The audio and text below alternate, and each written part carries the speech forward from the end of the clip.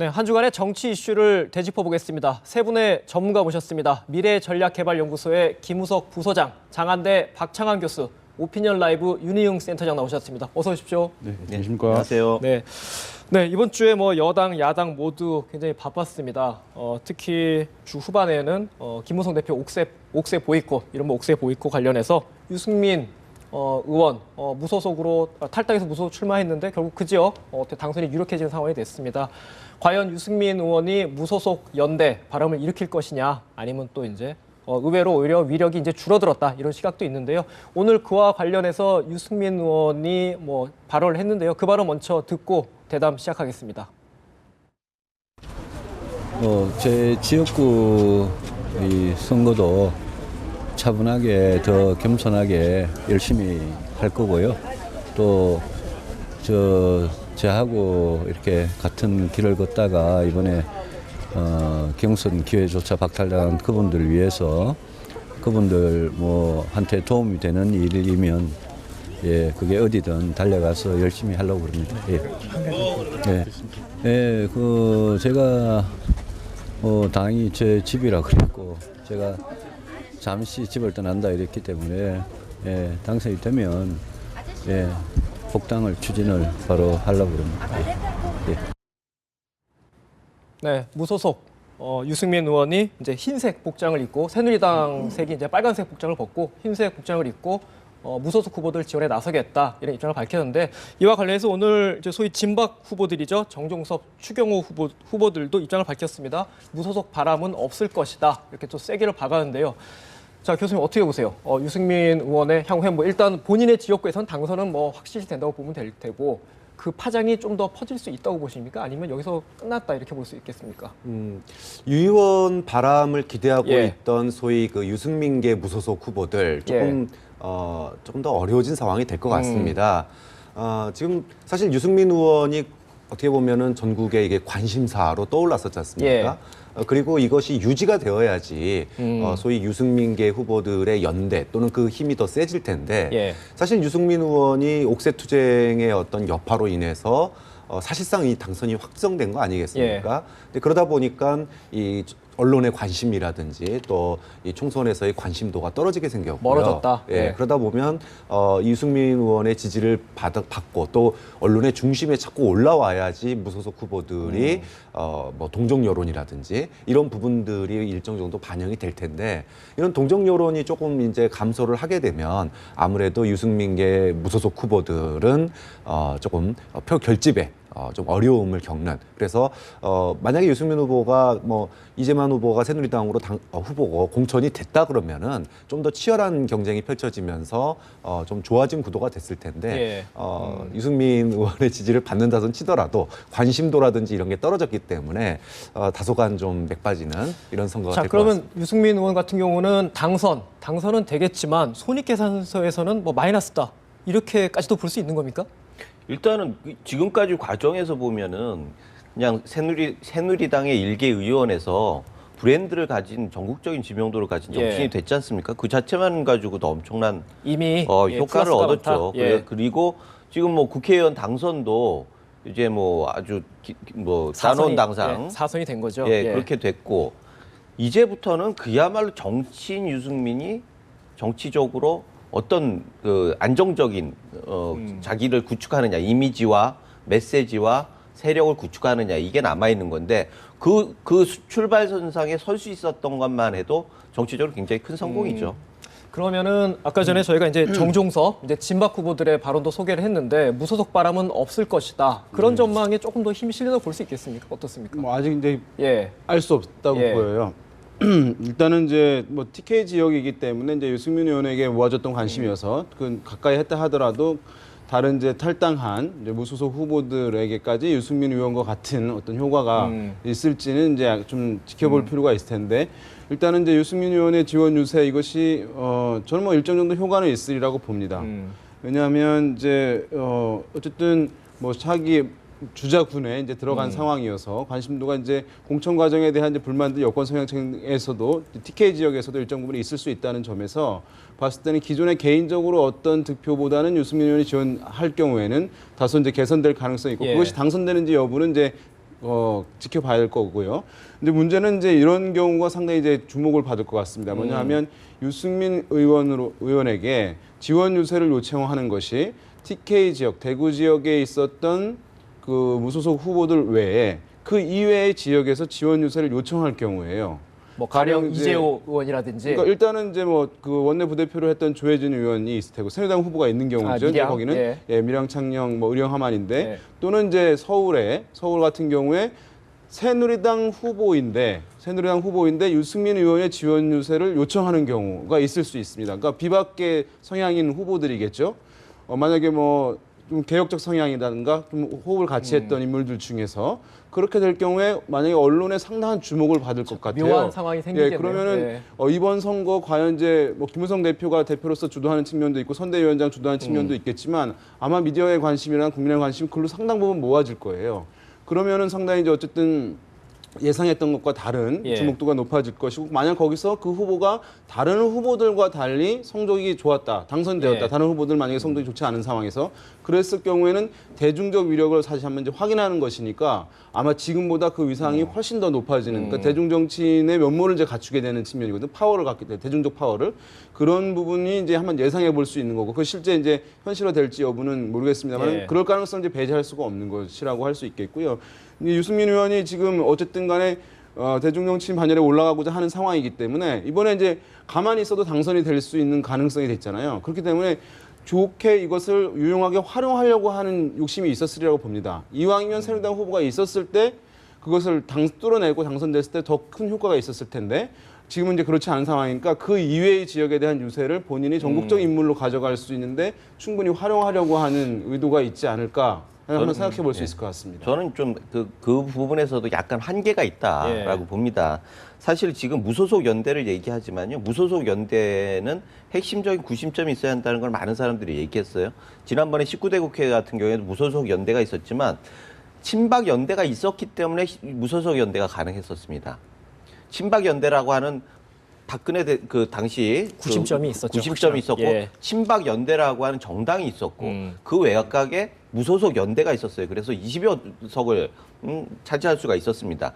이러한 아주 어떻게 보면은 중심부터 외곽까지 체계화되어 있는 시스템이 있었던 것과 지금 유승민 중심으로 해가지고 무소속 연대가 된다. 이거는 약간 차이가 있는 것 같아요. 그리고 또 하나는 유승민 의원이 박 대통령의 사진을 뒤에다 붙여놓고 있단 말이죠. 그러면 지금의 무소속 연대는 유승민의 그 구심점이라기보다는 비박 연대의 성격을 띠고 예. 있거든요. 비박 연대의 중심축에 있는 유승민이라고 하는 사람이 결국은 사무실에는 박근혜 대통령을 모시고 있는 격이 됩니다. 그렇다면 내부적인 모순이 메시지에도 그대로 반영되게 돼 있어요. 그렇기 때문에 반사이익, 그러니까 적개심을 통한 표를 결집하는 효과도 상당히 한계가 있다. 이런 측면에서 사실 유승민 의원이 지금 뭐 지원 유세를 할 겁니다. 이건 개인적인 이해관계 때문이에요. 본인 때문에 떨어진 측면들이 있으니까 예. 그런 건 인지상정으로 하는 거지만 그것을 세력화해서 박근혜 대통령 또는 대구의 민심의 일정 부분들을 돌파하겠다. 이거는 하기가 굉장히 힘든 상황이죠. 추가 당선까지는 쉽지는 그거 않겠죠. 아니 예. 그러니까 지금 보면은 사실은 뭐 친유승민계라고 해서 컷오프를 했다 이렇게 했지만 그 전에 이미 대구 민심에서는 지금 국회의원들이 제대로 하고 있는 거야? 지금 국회의원들을 좀 바꿔야 하는 거 아니냐 이런 불만들이 많이 있었어요. 그런데 갑자기 뭐 인위적으로 쳐낸다 뭐 이렇게 하니까 역풍이 있었던 거죠. 본질적으로 그 의원들이 자체적인 경쟁력이 있다고 보기에는 상대적인 한계가 있었다 이렇게 볼 수 있죠. 유승민 의원이 이제 앞으로 무소속 연대의 바람을 일으킬 거냐 말 거냐 이제 아까 광폭 행보를 할 수도 있다 이런 얘기를 해주셨는데 근데 광폭 행보와 로우키 중에 어디를 선택하느냐는 이제까지의 유승민 의원의 행보를 보면 광폭 행보를 할 가능성은 좀 낮다고 봐요. 그러니까 옆에 있는 그러니까 소위 그 친유승민계 무소속에 대해서는 유성걸, 인지상정, 권은희 의원 이런 쪽은 예. 인지상정이니까 갈 수 있는 거고 어느 정도 대구 민심에서도 이해가 될 수 있는 부분이지만 아까 얘기하셨던 것처럼 만약에 서울이라든지 또는 뭐 새누리당 다른 후보라든지 또는 무소속의 다른 지역까지 가가지고 광폭 행보를 한다 이렇게 되면 지금 복당을 하겠다고 그랬단 말이에요. 당선되면은 복당을 해가지고 자신의 명예를 되찾고 뭐 어떤 합리적인 그런 새누리당을 만들겠다 이런 취지를 가지고 있는 건데 이후에 복당할 때 이런 부분들이 상당히 문제가 됩니다. 결국은 지금 유승민 의원의 앞으로의 행보는 광폭 행보보다는 로우키로 갈 가능성이 높다고 봅니다. 그 어쨌든 뭐 복당 얘기를 오늘 바로 이제 유승민 의원이 꺼내는데 사실 총선 이후에는 또 유승민 의원의 복당 문제가 뜨거운 감자가 될 것 같긴 합니다.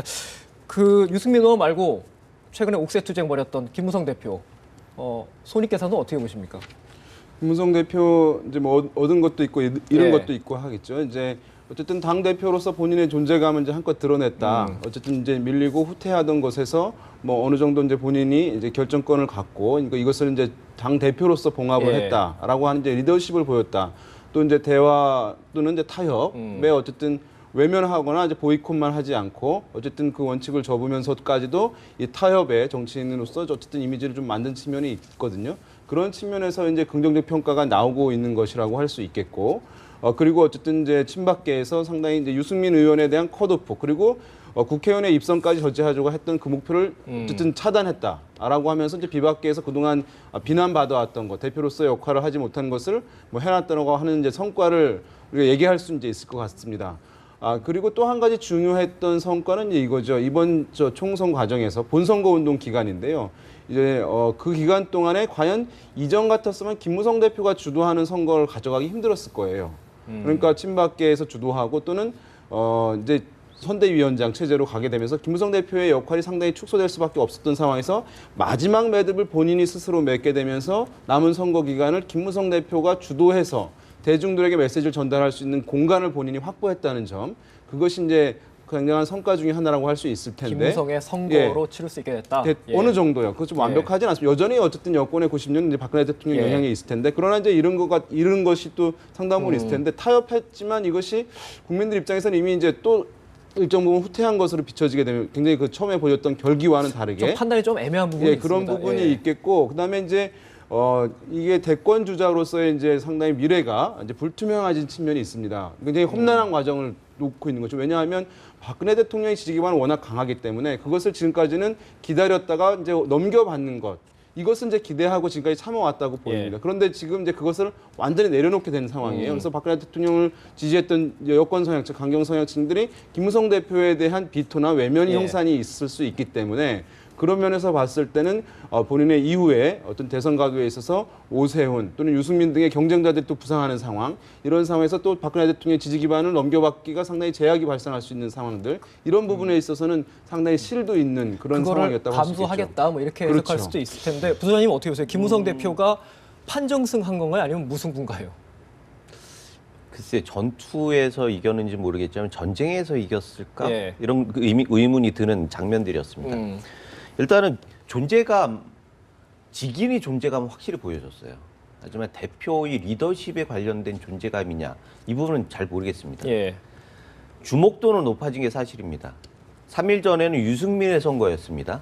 그렇지만 이틀 정도는 모든 언론이 또 국민들이 김무성을 바라봤다. 주목도는 높아졌습니다. 그래서 역시 이번 총선에서 김무성이라고 하는 사람이 굉장히 중요한 역할이 있구나, 이런 느낌은 줬죠. 그러나 이것이 그 이후에 총선 과정과 그 이후에 정말 그 존재감 있고 리더십이 발휘될 수 있느냐라고 하는 거예요. 지금 당에서 살아오는 사람들이 또는 선거 유세를 할 때 김무성 대표가 와가지고 지원 유세를 해주면 훨씬 도움이 되겠다라고 느낄지, 아니면은 그 끝나고 나서 이제는 김무성 대표를 따라가면은 정치적인 미래가 밝을 거다라고 생각할지, 그거는 잘 모르겠어요. 또 하나는 국민들이 보기에 지도자 김무성이냐, 아니면은 미운 현 정부를 공격하기 위한 수단으로 활용하는 적진의 무기가 된 거냐라고 하는 부분들도 질문이 됩니다. 가장 큰 문제는 대권 주자로 가기 위해서 현 대통령과 어떤 관계를 설정하느냐예요. 사실은 현 대통령이 당선은 못 시켜도 떨어뜨리기는 할 수 있다. 이게 일반적인 논리 아닙니까? 그런데 현 대통령과 거의 그 넘지 말아야 할 선까지 넘어, 물론 약간 애매한 측면이 있죠. 중간 갔다 왔으니까. 그런 관계가 그 총선 이후에 이렇게 쭉 이어질 가능성이 많아졌습니다. 그런 면에서 기반이 탄탄해졌다라고 보기도 좀 힘든 측면이 있습니다. 그리고 총선 과정에서 리더십도 지금 공동선대위원장 체제가 될 겁니다. 강봉균 그러면 장관이죠. 외부에서 온 이슈를 책임지는 강봉균이 중간에 있고 그다음에 지역별로 뭐 PKT계 영남 쪽은 김우성 대표, 뭐 중부권은 서초원 또 충청권은 이인재 그 최고. 뭐 이런 식으로 해가지고 배분을 할 텐데 사실은 그렇게 총선 과정에서 존재감을 드러나기도 쉽지 않아요. 이런 면에서 어제 전투에서 일정 정도의 이 성과물을 가져갔죠. 전리품을 가져갔지만 이게 대권 가도에 얼마나 유용할지 이 부분에 대해서는 아직은 잘 모르겠습니다. 그거는 결국 7월 전당대회로 미뤄지겠네요. 그 네. 답은. 김무성 또 이럴 줄 알았답니다. 끝까지 싸울 거라고 기대를 하지 않았고요. 결국은 타협을 할 거다 이렇게 봤는데 역시나 또 이번에도 30시간의 법칙이 그대로 적용됐다고 이번에 봐요. 25시간 뭐 이렇게 나오죠. 당권과 대권 모두에서 뭐 실리를 얻었느냐? 자기 계파 의원들 챙긴 거 외에 글쎄 실리를 얻었을까? 향후에 대권과 당권을 놓고 보더라도 친박계로한테는 완전히 이제 등을 졌고요. 그렇다고 친이계나 뭐 소위 그 비박계로부터 그러면은 뭐 완전한 지지를 얻었느냐? 그 사람들 다 잘려나갈 때 컷오프 될 때 당대표가 하나도 못 지켜줬거든요. 결국은 도장의 힘으로 딱 세 군데 공천 안 한 겁니다. 그것도 공천한 게 아니라 김무성 대표는 선출직 당대표입니다. 반면에 더민주당의 김종인 대표는 외부에서 수요를 해온 임시대표였어요. 근데 임시대표조차도 비례에다가 자기 사람 4명 꽂을 수 있는 힘을 보여줬는데 선출된 당대표가 자기가 정말로 원칙이라고 얘기했던 그 자리에 공천도 못 지키고 결국은 무공천으로 사역을 했다? 그러면은 앞으로 리더십이나 이후에 어떤 대권 주자로서의 그런 이미지에 과연 이게 얼마나 도움이 됐겠느냐 그렇게 본다면 이 김무성 대표의 한계를 또 보여준 그런 마지막 옥새 투쟁이 아니었나라는. 그러니까 그 박 교수님하고 윤희용 센터장님은 조금 이제 김무성 대표의 손익에 대해서 좀 시각이 좀 갈리시는 것 같은데 그 좀 질문을 바꿔서 이렇게 드려보겠습니다. 그 이번에 김무성 대표도 보이콧을 했지만 하루 만에 물론 돌아왔죠. 상경을 했지만 김종인 대표도 보이콧을 하지 않았습니까? 여야 대표가 이렇게 보이콧하는 모습을 보면서 저는 좀 당 대표의 리더십이 여야 모두 탄탄하지 않다 이런 걸 좀 느꼈거든요. 어떻게 해석해야 되겠습니까? 맞습니다. 이제 당의 기본적인 큰 흐름 아니면 어떤 핵심적인 권력 이것이 이제 대표가 실질적으로 아우를 수 있는 위상을 갖고 있지 못하다 보니까 그 더불어민주당 같은 경우는 기본 주류의 흐름하고 당 대표가 어쨌든 다른 목소리를 내고 그다음에 정당성을 갖지 못하다 보니까 그런 민주적 절차에서 어쨌든 본인의 의견이 수정될 수밖에 없는 상황이 나타나고 있는 것이었고 그리고 김무성 대표도 마찬가지로 어떤 수적인 우세를 비박계가 가져가긴 했습니다만은 어쨌든 대통령과 가까운 이제 친박계 세력들이 여전히 이제 강력한 파워를 가지고 있거든요. 여권 내부에서 이제 그것을 사실은 담아내지 못하면서 본인이 이제 흡수해내거나 아니면 관리 통제하에 두지 못하게 되면서 불안정한 리더십을 이제 선거 중요한 국면에서 양당의 대표들이 가져갈 수밖에 없었는데 이 와중에서 사실은 국민들이 봤을 때는 아쉬웠던 것은 정당이라고 하면 어쨌든 어떤 사회에 나라의 이제 민주주의를 이제 민주성을 강화하는 이제 도구로서의 역할인데 정당 내부가 꼭 민주적이어야 하느냐에 대해서는 여러 가지 이제 정치학적 오랜 논쟁이 있긴 있습니다만은 기본적으로 그 어떤 갈등과 문제 해결이 있을 때 그 지도자 리더가 리더십을 발휘해서 그것을 풀어줘야 되는 것이 국민들이 바라는 것이고 또 하나 그 과정에 있어서는 어쨌든 간에 이견이 있을 때 갈등이 있을 때 이해와 설득을 구하는 과정들을 당 대표들이 열심히 이제 보여줘야 되거든요. 그러면서 사실은 그 이견들을 이제 봉합하고 통합해내는 모습들을 보여줘야 되는데 그러지 못했다는 것은 어쨌든 상당히 이제 어떤 국민들 지지층으로부터 약간 이제 외면당할 수 있는 또 실망할 수 있는 모습들을 보여준 측면이 있었다 이렇게 봐야 되겠죠. 그러니까 여야 대표가 좀 날짜는 달랐지만 뭐 나란히 이렇게 보이콧하는 걸 보면서 좀 닮은 모습이 있다 이렇게 좀 느꼈거든요. 근데 보이콧을 한다라고 하는 뜻은 무엇입니까? 보이콧을 할 대상이 있어야 하잖아요. 더 큰 권력을 가지고 있는 사람이 있기 때문에 보이콧을 하는 거죠. 그러니까 여야 공이 지금은 그 권한과 권력이 같이 일치하지 않은 겁니다. 사실은 더불어민주당 같은 경우에도 보십시오. 이게 5월 동주예요. 문재인 전 대표와 문재인 전 대표와 김종인 대표는 5월 동주입니다. 왜냐하면 김종인 대표는 친노를 혁파하기 위해서 온 사람이니까 같이 할 수가 없는 사람이에요. 그런데 같은 배를 탔습니다. 그러면 이게 풍랑이 치고 어려움이 있을 때는 서로 협조할 수밖에 없어요. 배를 지키고 끝까지 가야 하니까. 총선까지다. 그렇죠. 얘기죠. 이제 선착장에 다 올 때까지라면 이제 정사를 해야 해요. 그런데 실제로 이 배의 주인은 문재인 전 대표입니다. 선주죠. 이 항해의 주인, 선장이 김종인 대표인 거예요. 이 항해가 끝나면 선장이 필요가 없잖아요. 그러면 여기에서 그 해고가 될 수 있으니까 사실은 비례대표 2번으로 계약 연장을 한 겁니다. 4년 정도 계약을 연장을 했지만 그렇다고 해가지고 선주의 권한을 선장이 그 경박 중에 있는 어떻게 건드릴 수가 없어요.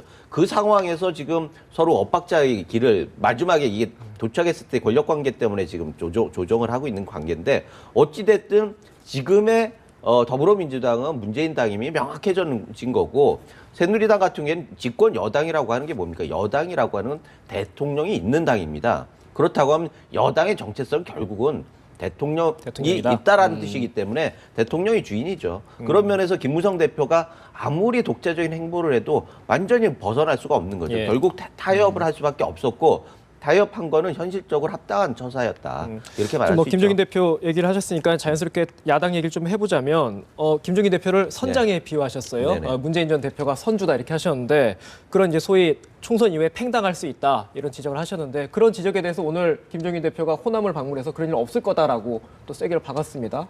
총선 이후에 어떤 갈등 구도 좀 본격화될 것으로 예상하십니까? 어떠세요? 저는 아까 이제 당대표의 리더십 얘기를 예. 양쪽 다 이제 똑같다 이렇게 얘기를 했는데 좀 연관시켜가지고 저는 그렇게 갈등이 그렇게 생각보다는 좀 크지 않을 거다라고 생각을 합니다. 그러니까 문재인 전 대표가 지금 만약에 선거 끝나고 나서 그 결과가 어땠든지 간에 만약에 김종인 지금 대표를 갖다가 쳐내는 모양새를 보이면은요 문재인 대표의 어떤 화합의 리더십 변화를 보여주는 국민들에게 변화를 보여줘서 대권 행보로 가는데 상당히 걸림돌이 될 겁니다. 결국 그럴 줄 알았다라고 하는 맹비난을 받게 될 거예요. 그렇다면은 아까 이제 선주와 선장의 관계를 얘기를 했는데 다소 불편함을 보일지는 모르지만 함께 가는 모습을 최대한 저는 보여줄 거라고 보거든요. 그러니까 총선까지가 아니라 대선까지다라고 정체성을 놓고 마치 김종인 대표와 문재인 의원 간에 이렇게 갈등이 있는 걸로 언론에서 많이 보도를 하는데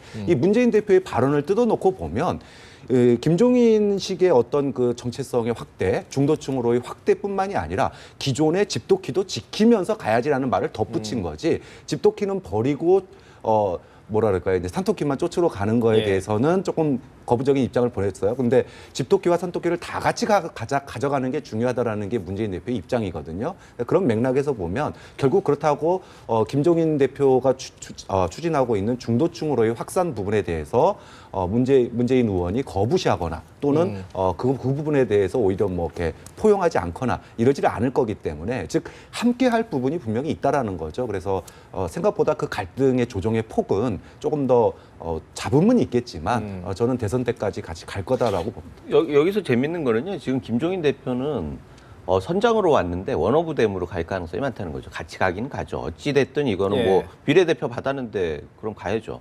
사실 이걸 던졌으면 그 다음엔 아주 센 권력 게임이 될 수가 있었는데 받았기 때문에 일단 이 임명장을 문재인 대표한테 받은 거예요. 결국 여기에서 그 권력 관계가 딱 결정이 된 겁니다. 그렇기 때문에 어차피 김종인 대표도 문재인 대표라고 하는 실세 앞에서 무릎을 꿇은 결과가 됐어요. 여기서 재밌는 거는 야권 연대라고 하는 현상에서 문재인 대표는 야권 연대에 적극적인데 김종인 대표는 덜 적극적이에요. 뭐 알아서 해라 이런 예. 뉘앙스죠. 왜 그러냐? 예. 주인이기 때문에 사실 더 많은 사람을 당선시켜야 해요. 그냥 그 회세원이라고 하면 딴 사람들 더 많이 들어오는 걸 뭐 그렇게 신경 쓸 필요가 없어요. 그런 면에서 더 많이 당선시켜야 하고 또 주인이면은 김종인뿐만 아니라 다른 사람들을 막 세워놓으면 그게 다 내게 돼요. 네. 하지만 그냥 셀러리맨 그냥 대표, 그러니까 바지사라작이라고 하면 좀 그렇고 CEO 이런 사람들은 사람이 많이 온다고 해서 그게 내 재산이 되지는 예. 않아요. 이런 면에서 명확한 입장 차이를 보이고 있다고 볼 수 있습니다. 맨 처음에 김종인 대표가 당에 입당할 때부터요. 그러니까 비대위원장으로 올 때부터 나는 수권 정당을 만들기 위해서 왔고 문재인 후보 의원을 대통령을 만들기 위해서 온 사람이라고 얘기를 했지 않습니까? 사실상 뭐 그런 지향을 가지고 온 거기 때문에 이후에 이제 뭐 본인이 킹이 될 거냐, 뭐 킹메이커가 될 거냐 그동안에 얘기들이 많았지만 결국은 그 한계가 분명했다라고 봐요. 그리고 문재인 대표는 그거를 포용하는 모양새. 그러니까 결국 아까 사장 선주와 이제 선장의 비유를 했는데 선주가 여러 선장들을 갖다가 보유하면서 포용할 거다. 일종의 이제 포용으로 가는 모양새가 앞으로 있을 그 뭐 이런 어쨌든 정체성 논란은 일단은 총선 이후에 조금 더 본격화될 것 같고 일단은 총선 전까지는 김우석 부사장이 말씀하신 것처럼 아까 단일화 문제 그 부분인데 지금 문재인 전 대표랑 김종인 대표도 조금 다르잖아요 시각이 단일화 쪽은 어떻게 될 것 같아요? 뭐 이것은 이제 시간이 얼마 남지 않았거든요. 이제 뭐 무슨 20일도 안 남았죠, 이제. 마지막 날까지 이제 후보 단일화 할 수 있습니다만은 이제 투표 용지를 인쇄를 하게 되면 선관위에서 중앙선관위에서 4월 4일인가 네, 그렇게 되면 이제 거기에 예. 이 제3당 후보 또는 이제 후보 단일화에서 실패한 후보도 기재가 되거든요. 그렇게 되면 이제 유권자들이 정보를 충분하게 다 알지 못하기 때문에 사표가 굉장히 많이 나옵니다. 그래서 최근에 이제 그런 사례들 많이 있었고 예. 그것이 당락을 가를 정도로 사표가 많이 나오는 경우도 있어서 이제 그 전에 해야 되는데 이것이 이제 원활하게 되기는 지금 어렵죠. 왜냐하면 중앙당 차원에서 공식적인 선거연대가 없는 상황이기 때문에 후보 간의 지역별로 자율적 단일화 이루어지는데 그것이 매끄러울 리가 없거든요. 그러면서 이제 일부분 지역에서는 이루어지고 일부분에서는 이루어지지 못할 가능성이 이제 있는데 문재인 대표로서는 이제 이런 것 같습니다. 이제 이 상황에서 야권 연대 후보 단일화를 본인이 주도함으로써 상당 많은 부분의 성과를 이루었다라는 것이 이번 선거 국면에서 또 하나의 어떤 목적 함수인 것 같아요. 그래서 이제 그것을 공식적으로 이뤄내지 못했지만 본인이 최대한 노력해서 많은 부분에서 이뤄냈다는 것을 이제 하려고 지금 이제 문재인 대표는 적극적으로 이제 지역에서 이제 야당의 후보 단일화하는 것을 이제 하고 있는데요. 지금 그래서 이제 그것에 따라서 선거 승패는 이제 갈릴 수밖에 없어요. 예. 예. 그런데 이제 중요한 것은 이것이 이제 각 당에 미치는 선거 효과인데요. 이 효과인데 뭐냐면은 지금 김종인 대표와 문재인 대표가 이제 이렇게 입장 차이 다르지 않습니까? 그러니까 문재인 대표가 실질적으로 역할을 과감하게 하면서 나타나는 효과는 뭐냐면 호남에서의 표심을 더불어민주당이 추가적으로 흡수해야 되는 과제를 안고 있는 상황이거든요. 국민의당 쪽으로 가 있는. 예. 그런데 문재인 대표가 전면에 나서게 되면서 그것이 부정적인 효과를 주는 거예요. 호남표가 왜냐하면 떨어진다. 예. 바꾼다라고 했는데 다시 문재인 대표가 실질적인 리더 역할을 하고 있는 것처럼 비춰질 수 있는 것이거든요. 호남 유권자들에게, 그러니까 호남의 50대, 60세 이상의 고령층들에게. 그러니까 그것이 국민의당에 그대로 머물러 있을 가능성이 있는 것이. 그런 이제 부정적 효과가 하나 있고 또 한 가지는 서울이나 수도권 같은 경우에는 우클릭하고 있는 김종인 대표가 또 대표로서 그대로 또 자리에 있는 것입니다. 그래서 이제 뭐 중도층 외연을 확장하는 효과도 있겠습니다만은 진보 성향이 강한 유권자들이 또 있거든요. 그래서 제1야당 더불어민주당이 위기라고 해서 지지를 몰아주었는데 김종인 대표의 우클릭 현상 때문에 정의당에 대한 이제 관심이 옮겨지고 있는 측면이 나타나고 있어요. 그러니까 정의당의 지지율이 낮다가 최근에 굉장히 상승하는 흐름들도 많이 보이고 있거든요.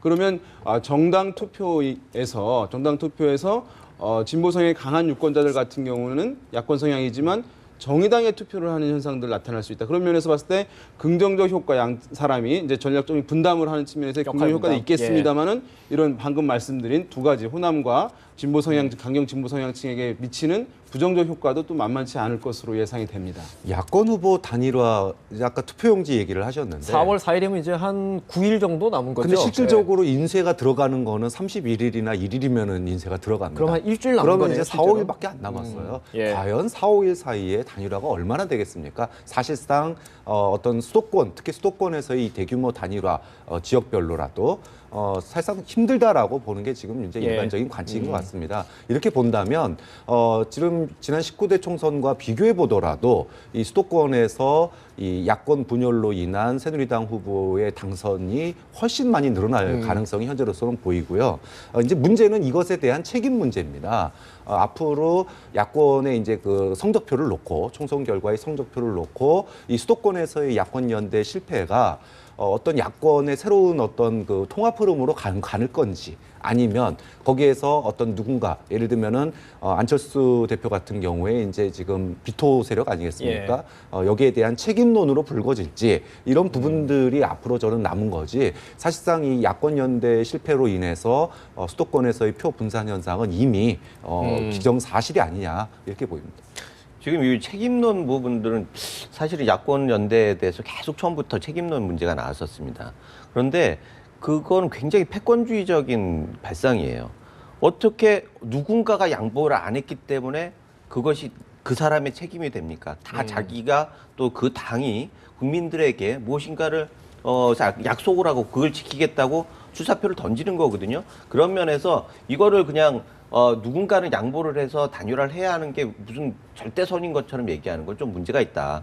그리고 이 재밌는 거는요. 지금 국민의당 같은 경우에는 지역에서는 많이 당선을 못 시킬지 모르겠지만 비례대표에서 상당 부분 또 당선을 시킬 거예요. 그럼 그 국민적 지지의 표심이 틀림없이 있는 겁니다. 그런 면에서 일방적으로 끝나고 나서 뭐 누구 책임을 져야 하니까 누구는 안 되고 이런 식으로 가는 것들은 정치 발전을 위해서 그렇게 바람직한 건 아니라고 생각이 됩니다. 이번 국면에서 이제 사실은 여권의 이제 공천을 둘러싼 이제 갈등들, 파행들 이런 것들이 이제 여권 성향층들의 적극적인 투표 의지를 다소간 이제 제약하고 약화시킬 예. 가능성이 이제 있을 텐데요.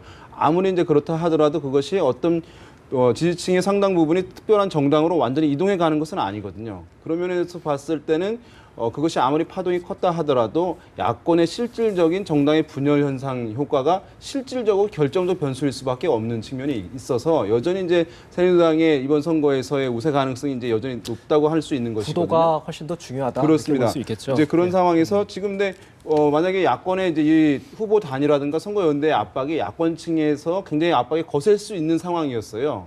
그런데 역설적이게 아이러니하게도 새누리당의 이제 그 파동이 굉장히 커지게 되면서 무소속으로 나오고 탈당하고 무소속하고 이런 현상이 되면서 이것이 다 여당에서도 분열이 있다라고 하는 인식을 유권자들 또 야당 지지자들에게도 그것이 인식이 넘어가게 되면서 야권에 이제 분열되어 있는 정당들에게 이 후보 단일화 선거 연대를 하라고 하는 그 압력률이 이전 선거처럼 강하게 분출되지 않는 효과가 있었어요. 그런 면에서 이제 이것이 참 아이러니한 측면이 있다고 할 수 있겠죠. 그 안철수 의원이 지금 한 10% 두 자리 정도 지지율이 나오지 않습니까? 네. 그러면은 실제로 선거에서도 10% 정도 국민의당이 당선은 안 되더라도 수도권에서 10% 정도의 지지는 얻는다 이렇게 예상할 수 있겠습니까? 정당 투표에서는요. 지금 마지막까지 더불어민주당이나 새누리당이나 굉장히 실망스러운 모습을 보여줬어요. 공천 과정에서. 예. 그리고 뭐 정체성 문제 얘기도 있고 사실 국민들이 이뻐하게 하질 않았습니다. 그런 면에서 지역 단위로 후보가 있을 때는 각자 선택을 하겠지만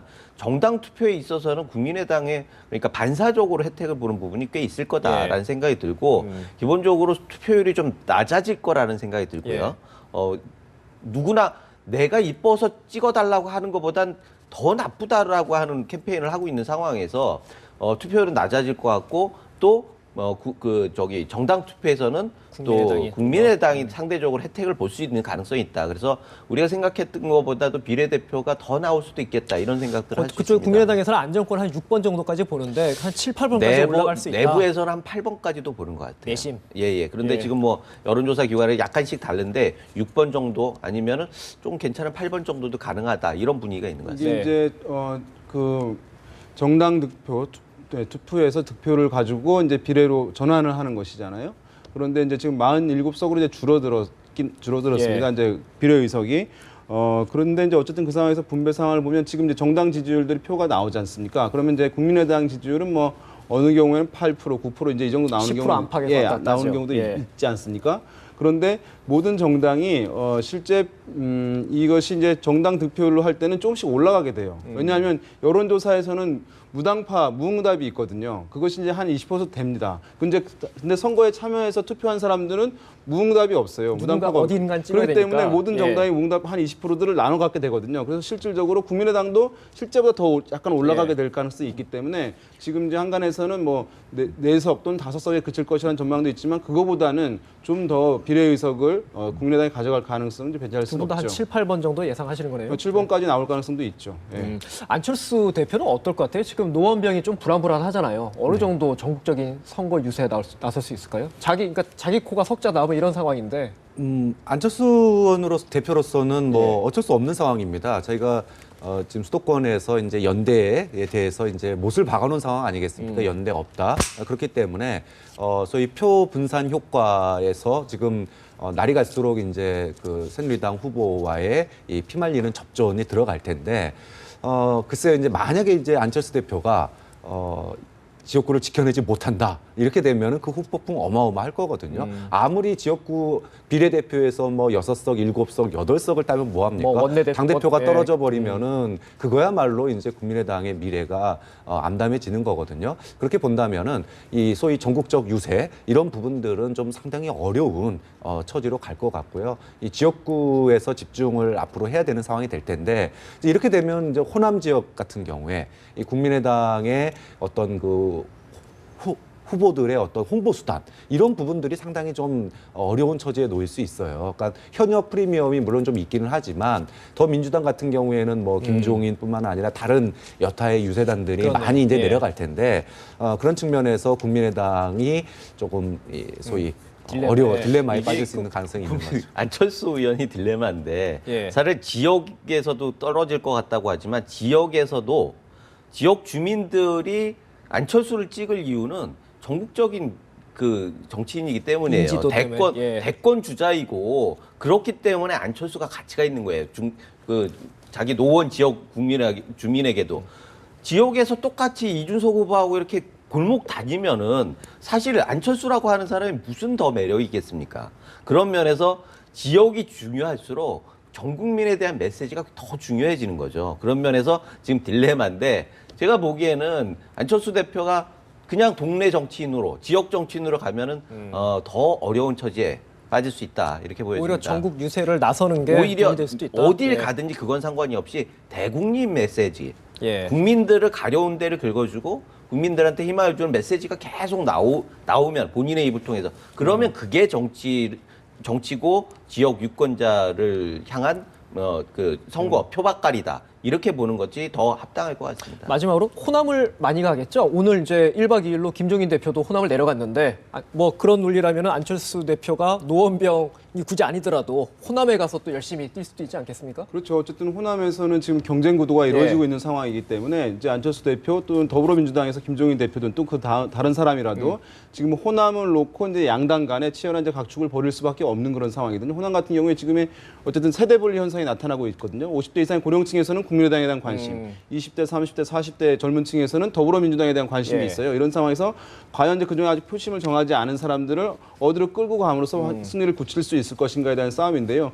그 부분은 놓고 그래서 이제 어떻게 보면 더불어민주당과 국민의당 같은 경우에 정작 중요하다고 하는 수도권 선거 이런 것보다도 사실 실질적으로 호남에 호남에서. 더욱 집중하는 모양새가 선거 기간 중에 나타날 가능성도 상당히 높다고 하겠습니다. 네, 알겠습니다. 오늘 대담 여기까지 나누도록 하겠습니다. 지금까지 미래전략개발연구소의 김우석 부소장, 장한대 박창원 교수, 오피니언 라이브 윤희용 센터장 세 분과 말씀 나눴습니다. 말씀 고맙습니다.